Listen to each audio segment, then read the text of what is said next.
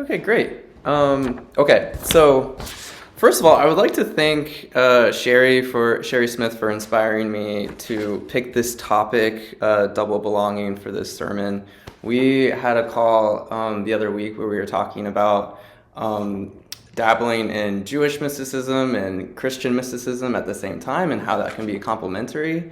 And I have been wanting to talk about double belonging a lot in my own community of Quakers, because there's a lot of people at my Quaker meeting who are Buddhists along with Quaker, or they might attend Catholic Mass along with being a Quaker. And in my short time with you all, I've noticed that you are also very pluralistic in many ways. You're very diverse in the backgrounds that you bring to this community. I know some of you identify as Swedenborgian, some of you are Swedenborg adjacent, some of you may not identify with any of those labels. So I was hoping to talk a little bit about how people have thought about multiple religious participation in the past and double belonging, and suggest some frameworks we can use to help us figure out where we fit and all that. And then I can also speak to my own experience and tell you how I've tried to approach these issues. So first, to define the terms, double belonging is pretty straightforward. It's belonging to more than one religious tradition at once, and then multiple religious participation. You may not feel like you belong to a certain tradition, but you are participating in it. Maybe you attend a sangha every once in a while to do a meditation sit, but you wouldn't say that you necessarily belong or identify with that tradition. So those are the two terms that we're working with here. And I want to hinge this whole conversation on this proverb about digging wells. And I want this to kind of frame how we think about this, because I think it's helpful. But there's a proverb that says that sometimes instead of digging a bunch of shallow wells, if you want to hit water, it is much better to dig one well and go very deep. So I do think you can dig more than one well and hit water. Digging 2 or 3 or 4 wells might be a little bit harder. In our lifetimes, we have limited time, limited capacity to really go deep into a tradition. And so I think there's also space for, sometimes you're in a season of life where you need to kind of pick at the buffet and dabble a little bit, dig a little bit here, dig a little bit there. But sometimes you do need to hit some water at some point. So here we're going to talk about some frameworks for thinking about that. I'm going to give you a second metaphor to also think about this, which is that these different religious traditions, there's no such thing as a pure religion that is untainted by influence of any other religion or spiritual tradition. And so instead of thinking about these different religions or different denominations within Christianity even, instead of thinking about them as discrete containers, it is much better to think about them as rivers flowing into and out of each other, where you can't separate them fully. You can talk about different rivers, but they all are connected in many ways at the end of the day. So think about these two, the well digging and the rivers, just to kind of help you make sense of this. To illustrate the river metaphor too, even if we go back to early Judaism, we can see how the Christian faith that we have today, how it was influenced by Judaism, and how Judaism, when ancient Israelites were in captivity in Babylon, they were rubbing shoulders with Zoroastrians, which is a very small religion. They were very unique in the ancient world for being monotheistic, having a mythology of angels and demons, and having an afterlife. And so just rubbing shoulders with Zoroastrians, Judaism really started to take these on, which what we have now today in the Abrahamic religions of Islam, Judaism, and Christianity.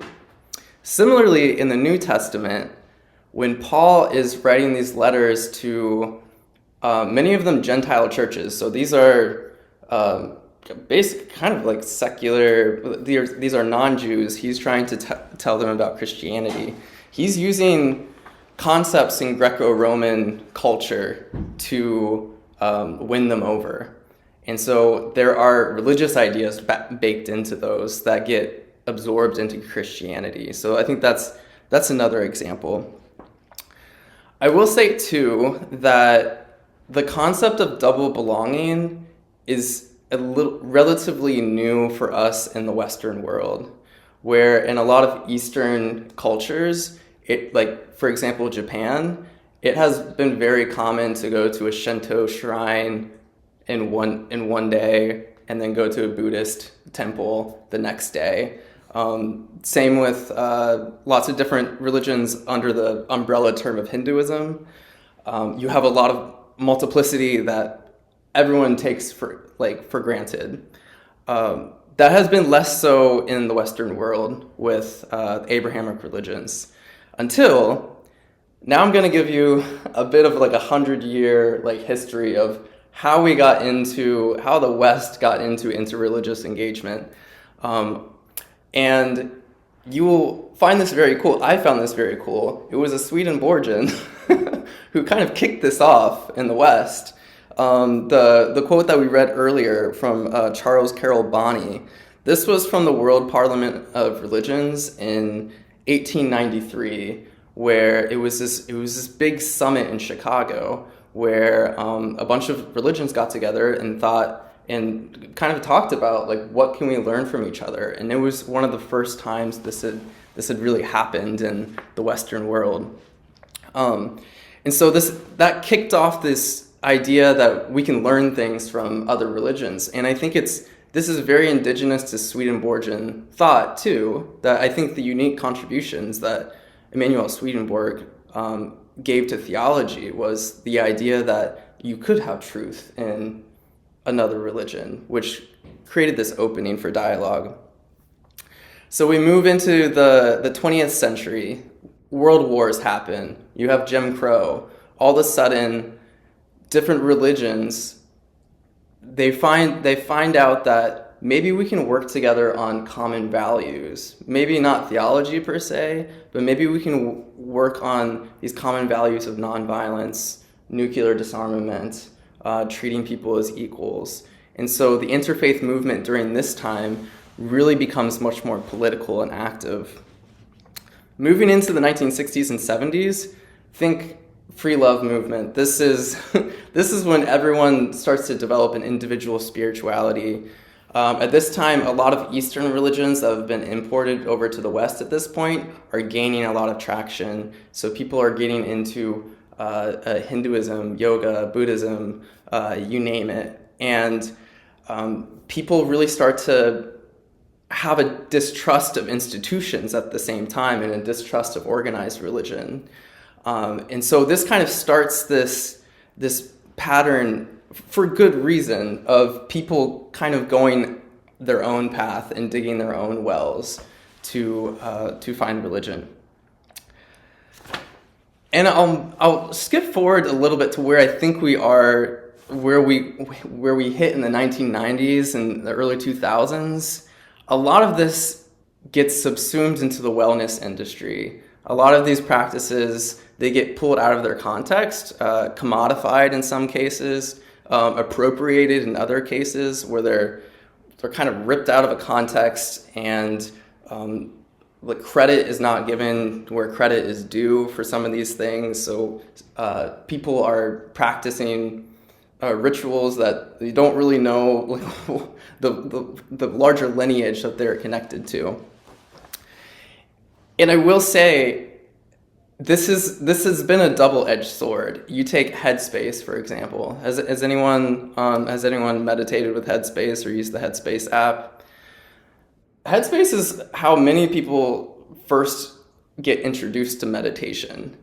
At its base, it's really Buddhist Vipassana meditation, but they won't really tell you that. It's a secular. They market it as a secular practice for secular people. And now you have this whole movement of mindfulness being used in corporations and therapy practices, and it's very effective. And it only goes so far, just in that context. Another theory I have about where we are now in 2026, I think people realize that you can go deeper. And I think we've had enough time away from institutions and organized religion now that a lot of people are craving that community, where they're like, I want to be part of a community and like appreciate the deeper lineage of these practices, but I'm still like a little bit scared to belong to institutionalized religion because it has hurt people and led people astray. And so I think that's kind of the tension that we're living in right now. Right now there's a big surge in interest in Orthodox Christianity. Catholicism is also like more traditional Catholicism is gaining more interest. So I think this is part and parcel of that tension. Now so that gives you kind of like a background of the historical arc. Now I want to just illustrate real quickly about how have different people approached multiple religious participation.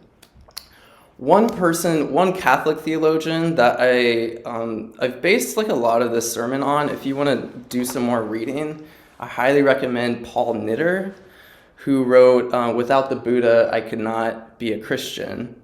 And Paul Knitter went to seminary during Vatican II in Rome. And Vatican II was in the 1960s, this modernization of the Catholic Church. And part of this process was the Catholic Church accepting that there could be truth in other religions and that there could be salvation outside of the church.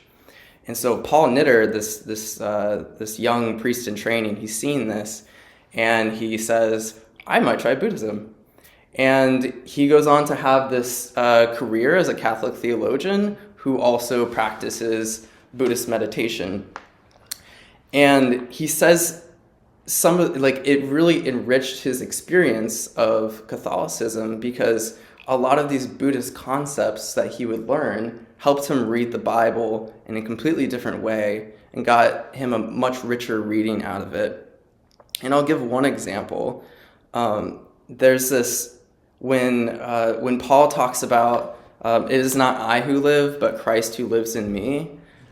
You can think about this in a very Buddhist way, where it is like Christ consciousness is kind of like Buddha consciousness in this example, where you're dissolving the ego to make room for this higher consciousness or your true self.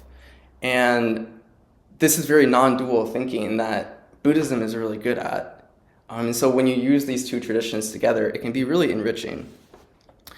I will say for myself, like a little bit of a story of how I've tried to approach how I dabble in different traditions is when I left evangelicalism and I was searching for where I belonged in the world, I was casting a very wide net. I was like digging here, digging here, digging here. The seminary I went to had a big emphasis on interreligious engagement, and so I was eating from the buffet, but was not going very deep. So once I graduated, I decided, okay, I think Quakers are my people. I'm going to go really deep into this tradition and see if I can hit water. And I did, but there are some things that I cannot get from Quakerism that I found that I was getting through my yoga practice. And when I say yoga, I don't mean yoga as exercise. I mean the whole spirituality and practice of yoga that goes back to the ancient scriptures of the Yoga Sutra and the Bhagavad Gita. And the thing that I've always been able to get from yoga that has been harder for me to get from Christianity is a very embodied experience. And like when I'm on my yoga mat every day, it is like a prayer that I do with my body. And it is identifying your breath and your body with the divine in a way that, I mean, honestly, Christians, we do kind of like stay still a lot of the time. We're not a very dancey bunch, broadly. There's a joke, the Presbyterians are sometimes called the frozen chosen for predestination. So that's just one way I think about it is I love like worshiping alongside people in like different contexts. I love visiting a synagogue or a gurdwara because I think it helps kind of explode some of my biases and see my own tradition in a different way. But when I think about belonging, which is deeper than participation, I'm often only reaching out of my tradition if I can't get it from my own.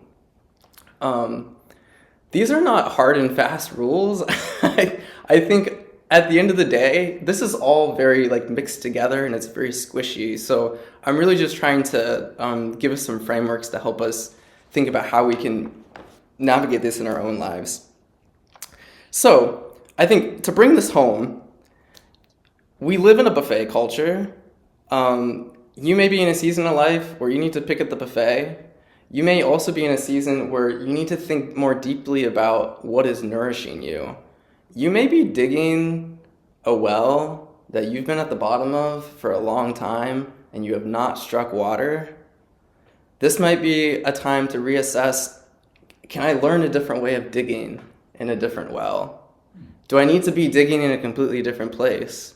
Or do I need to just stick with it? Because sometimes if you do stick with it, it's just a little bit further down.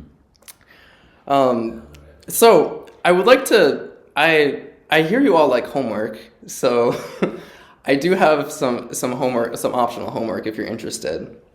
So this week, I would encourage you to write down what your religious or spiritual lineage is. Where did you come from? How does that affect who you are today? I grew up in a Church of Christ home. That's stuck in my brainstem. I can't get rid of that completely. That's part of my lineage. So I encourage you, write down your whole constellation of everything that makes you who you are. All the religious and spiritual traditions that make you who you are. And then take a step back and say, do I see any synergies here? Do I see any practices or beliefs that I think would be worth diving more into? Like, I want to know the full context of this practice I've been doing. Or maybe I want to connect with the community that this practice comes from. And then also sit back and think, like, do I need to go deeper or wider? And I'll turn it over to questions now, and looking forward to the conversation that we can have together.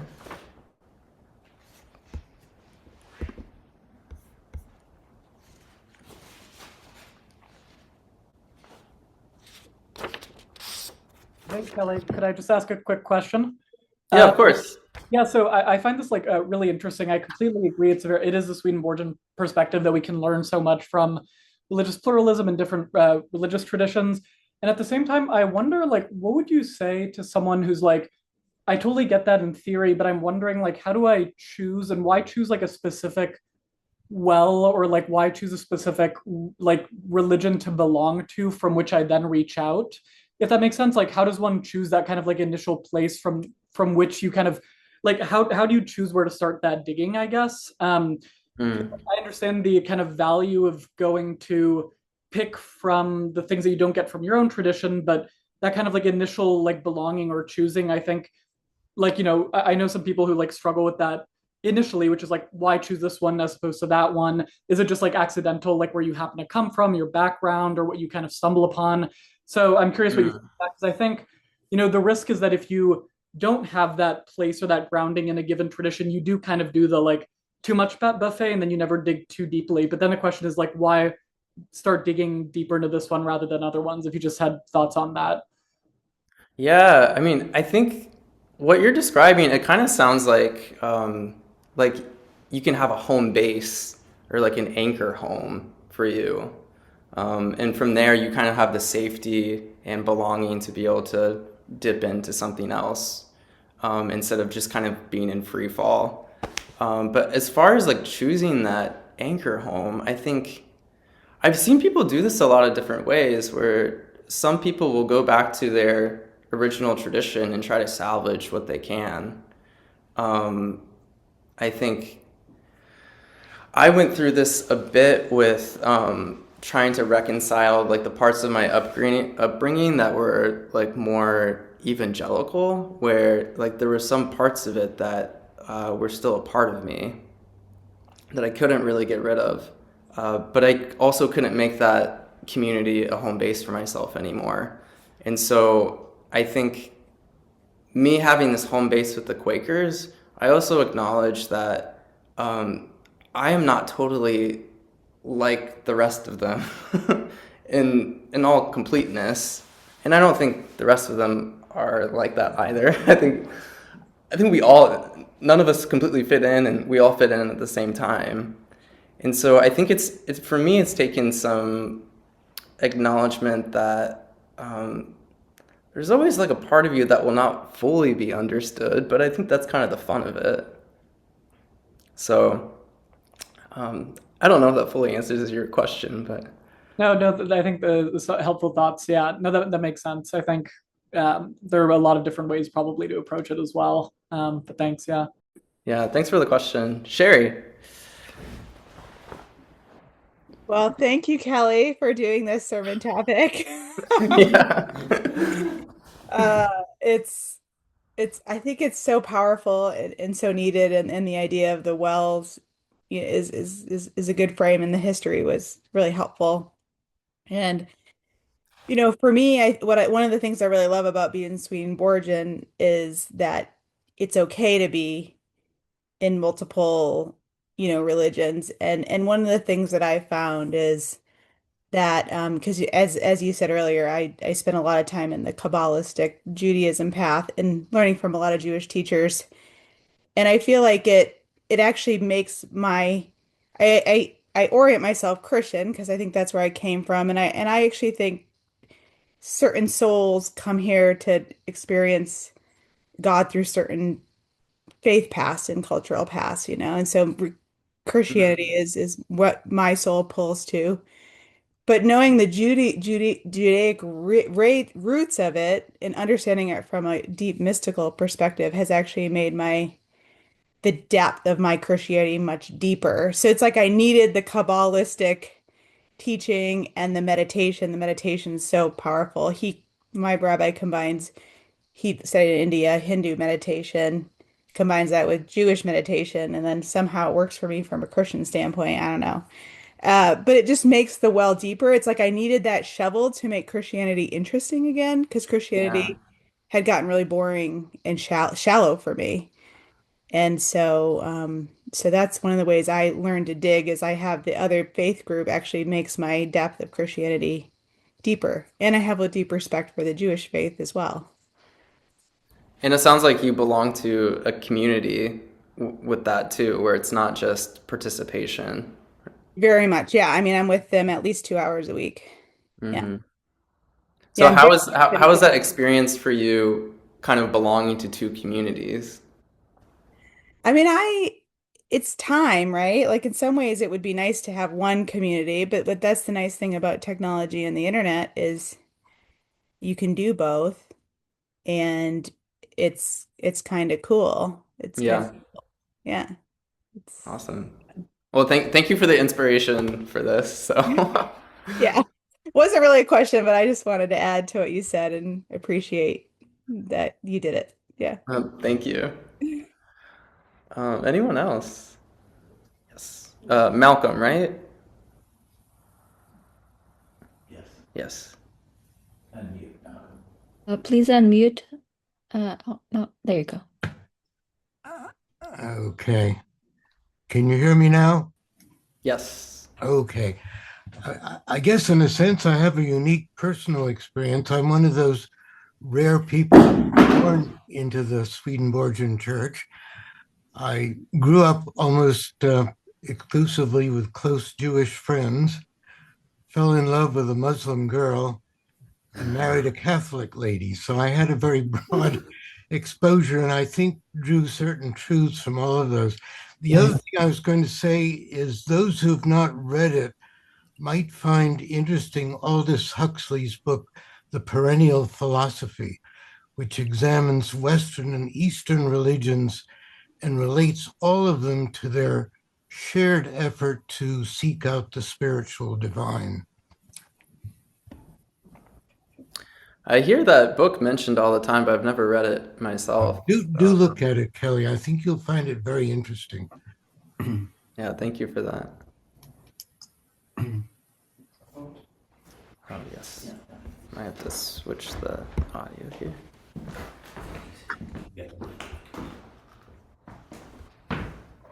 Is it this microphone? You want to say your thoughts so they can hear you there. Yeah. And then we can hear you and they can hear you. Great. Yeah. Hi, I'm Zameen. One of the thoughts I've been thinking is like, what starts your journey or a spiritual quest? I think like when I think of the story of the Buddha, there are three traumas he goes through as a young person that shatter something, and he starts a journey looking for healing. I know in my own journey, it started with a lot of trauma and a lot of religious questing. And I'm Jewish by background, but I found a certain solace in Christianity and the imagery of the crucifixion, because that's what it felt like I was going through, just a lot of pain. But then I also was part of a yogic tradition, very much like Kelly, but it was bhakti yoga. And I found the beauty in Krishna, which was not so serious and was beautiful and light. But one group said, there's only one way and one truth and one light. Everyone else is going to hell. And the other group said, well, they're all good, but this happens to be superior. And my heart was really unsettled because I had drunk from two wells, and both of them satisfied something. It started a journey for me. I eventually ended up with a Sufi group for a number of years, about 20 years, that was from India. And the teacher for that particular group was Pir Vilayat. And in their tradition, when the Chishti Sufis came into India from Afghanistan and Pakistan, they ran into all of these Hindus and Buddhists and Zoroastrians, all sorts of people, Jains in India, who were luminous and didn't fit into the paradigm of the people of the book. But being good Sufis, they could recognize the luminosity, and so they began to feel the connection of light between people that were on this level of awareness in the different paths. And I know when I found that teacher, my heart came to rest, and it was kind of a realization of the light in many paths. And I don't mean just exclusively now, it's just the Sufi path that holds this. I'm not saying that at all. But all of a sudden, it's a recognition of a feeling of communion with other paths, a feeling, I want to use the word communion of light, that one experiences in the heart, on a heart level, Sufis are very much about the heart, a certain radiance or energy of light that sort of multiplies us, that is healing, brings a wisdom, gives solace, because we're also often going through a lot of pain. And so for me, coming to any community that has that energy in it begins to feel like home. So that's just my search. I don't know if that's particularly useful, but Thank the question is you, what creates a search? Yeah, no, I love how you speak to, like, sometimes you just have this feeling where you know, where you know it feels like home. So thank you. Ross, I saw you had your hand up. Yeah, several. So I was attracted by the title of your presentation, being a Quaker and Swedenborgian. I remember several years ago, before I got mixed up with this group, somebody at a Bethesda Friends meeting commented on how difficult it was to be I forget the exact words, committed to two religions, or basically saying you really couldn't do well what I'm possibly not doing well. And then COVID came. Well, I should say Louise and I went to one visit to the church when Alpha was still there. But then when COVID came, we hit on the idea of going to church because it was available.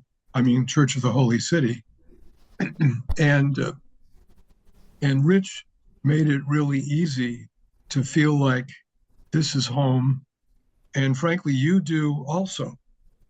I'm still connected. I've been a Quaker since like I was 20, so that's I'm 78 now, so that's a long time. And I actually, my father died when I was 12, and that was before I got into Swedenborg at all. We just did Sunday school, basic biblical lessons like any denomination would do. So this isn't really a question, but thank you for the subject, and thank you for being you. Thank you, Ross. That means a lot. I actually was thinking about you as I was writing this sermon, because I knew you are definitely one of the people who are straddling two worlds here with Quakerism and Swedenborgianism. So, and in a sense, I'm adding like another community that I am belonging to with being in community with you all. So that's a new thing that I am being shaped by, which I'm welcome for. Ellie.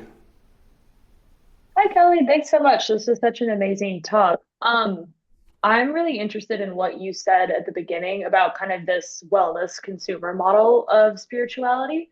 And I think that that really resonates also as like maybe people in our generation were being raised without any religion at all is more common. So that kind of more like individualist, I'm going to take what works for me and like shop around type thing, can have its strengths. And I think it's like common. So I'm curious, what advice would you give anyone, or maybe particularly people around our age who are like looking to shift from the consumer model to the more belonging model and what that kind of entails? Because that seems to be a big theme, right? Going from just the individual to belonging to something, which facilitates you to experience it in more depth. Yeah, that's a great question, because I also feel like to an extent it's not. I don't want to put too much blame on people who are kind of stuck in more of like a surface level engagement with religion and spirituality, because I think for many people, like genuinely, there's not always very welcoming places to go. I mean, I think organized religion, I think we're trying our best here, and we have a lot of like work to be done still. And so I think it's hard for people to find community right now where they can be themselves. But I think if you are kind of engaging more in the like consumer-based model, I would just like look more into like the history of the practices that you're engaging in, and if there's a community around you that is engaging in that, like reach out to them. Because I think spirituality is so hard to do on your own, and that it really takes being in community, both for the support and for the accountability. So yeah, that's what I have to say about that. I hope that's helpful, but thanks for the question. Yeah, so helpful. Thank you. I think I see Betty raising her hand, and then David put a comment in the chat. Can you hear me? Okay. My question is, I can't see him, but did you have difficulty switching from the Church of Christ? I too was raised in the Church of Christ, and just by accident, I learned about Swedenborgianism, and it was quite a difficult thing for me to go from one belief system to another, because there is a big difference between, as you well know, between the Church of Christ and the Church of the Holy City. Big difference. Big difference. And I happened to meet with somebody who had been in the ministry for a long time. It was, I think maybe Rich's uncle, but I just stopped by there one day because I was looking for a venue for a wedding for someone. And I stopped by and went in, and he happened to be there. It was a Saturday. And he came up and he started talking to me, and he told me all about the church and so on. And he invited me to church. He said, "Why don't you come to church Sunday, tomorrow?" And I said, "Well, okay, if I can, I will." And I did. And of course, I've been in the faith ever since. I've been in Swedenborgianism. But the thing I'm really questioning you about is, in my life, there's been a lot of challenge. And I have gone between the Church of Christ and what I learned about forgiveness and confessing your sins and doing all that, to Swedenborgianism. And it's been a challenge. It's been an uphill battle. And I'm sure that eventually it's going to feel normal. But I go between literally craving the words of Swedenborg to craving the Bible and reading it in black and white instead of any gray. Now, did you have any of that as you were changing from the Church of Christ to? Well, first, a clarifying question. What was difficult for you with the transition? You said it's the belief change? Yes, I said to somebody recently that I felt I had sinned against them. And it was and I have no one that listens to my confession, right? So in the Church of Christ, at least the one I was a member of, you went from, if you felt you had sinned against someone, when they did the altar call, which they did every time they met, and when they did that altar call, you were to go forward. Now, you didn't have to say out loud what your sins were, but you just said, "I have sinned," and you would sit down and they would pray for you. There's nothing, which I'm not saying there should be, but there's really nothing in the faith of the Swedenborgianism that covers that kind of thing.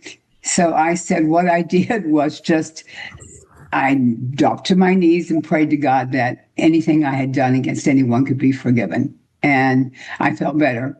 But those kinds of things is what has been a challenge for me. It was just two different philosophies, totally different. I hear you, Betty, with how dramatically different it can be. I think it's interesting that you came from the same place too. I think coming from like Church of Christ or evangelical world, a lot of it, I mean, you get a lot of shame wrapped up in it, guilt and shame around sinning, basically. Right. So I think that for myself, I mean, and that does kind of, again, gets kind of lodged pretty far in the brainstem. Right. It took over my head. Yeah. Yeah. I think I think it does take a lot of like practice and people kind of telling you over and over again that God is love. Yes. You see, you have a difficulty with that. You have difficulty with believing that when you're hearing all this hellish stuff. I mean, they preach about hell every Sunday, Okay, isn't there a heaven? But but you're not going to the heaven. You realize that God is not going to, through his love and compassion and mercy, he's not going to take you there. I was actually told by my mother that there was nothing I could do that would make me go to heaven. It's quite an uphill battle, but I'm glad that we made it. Yes, I am too. Yeah.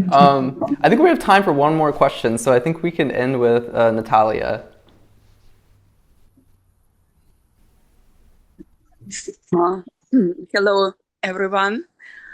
Thank you so much, Kelly, for your presentation, for your sermon. It's very inspiring to me because I believe it's about breaking walls and borders. It helps us to understand other religions and other Christians, because there is a tendency that my evangelical church or my Lutheran church is the only one, and it's not about love. But your point that you made, that it's okay to explore other religions and other understanding of Christianity is crucial, because we need to unite in love, not be enemies with the same Christians or other believers. So thank you so much. You might maybe develop a series of sermons like this.